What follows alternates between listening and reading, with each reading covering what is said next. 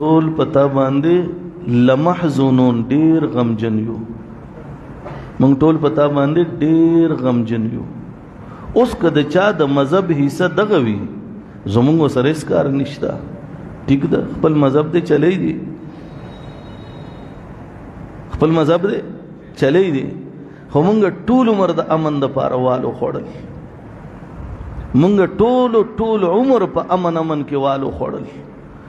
نن شیخ رحیم الله حقانی چې داغه مخ نشي پیجندې امن قائمو، دلتم په حمله وشو، امن قائمو، غسرم په زرګونو شاګردانو ټارګټ کلینګ به والا کړو، ورته هر دشمن به صفایسته نه میټاو کړو، لیکن امن قائمو. الته چلاړو امن قائمو، د امن پاسدارو مسئله حق بیانولا. نن هغه په وینو کې لت پت پروت ته چا نه عزت تاسو کوم،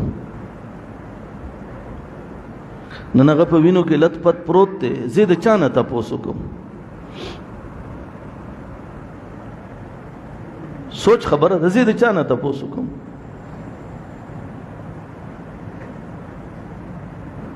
حیران دایو چې آیا صرف دا په ټارګټ کیلینګ او په بمونو الوزول صرف د علماو د پاره راغلي دي چې په ټوله دنیا کې کم ځای کې عالم دی هغه حق خبره کوي هغه ختم شي والوزول شي.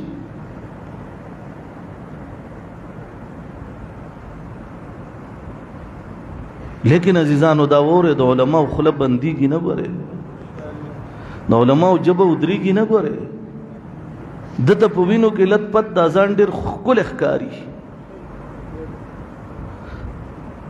خالد بن ولید رضی الله عنه څومره زله الله نه شهادت غوښته دي.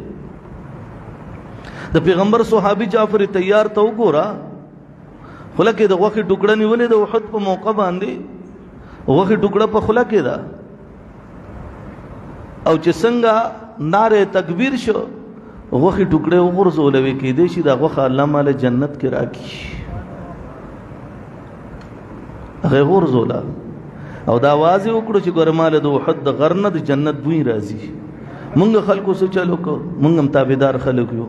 د زر شروع شو چې د احد غر چې د جنت صدا خلک تل د احد د غر نه کانی را شکول شروع کړ. زهج لتلم ما ته کسان وی چې بس یو کار دې کدار له کوي، ما ویګنی په امام الانبیاء سلام یادې نو مې دا خو ور لخوا مخا کوم. نو ما ته چې بچاوي چې د خاتم الانبیاء صلی الله علیه وسلم پر روزه طهر باندې زمون سلام وای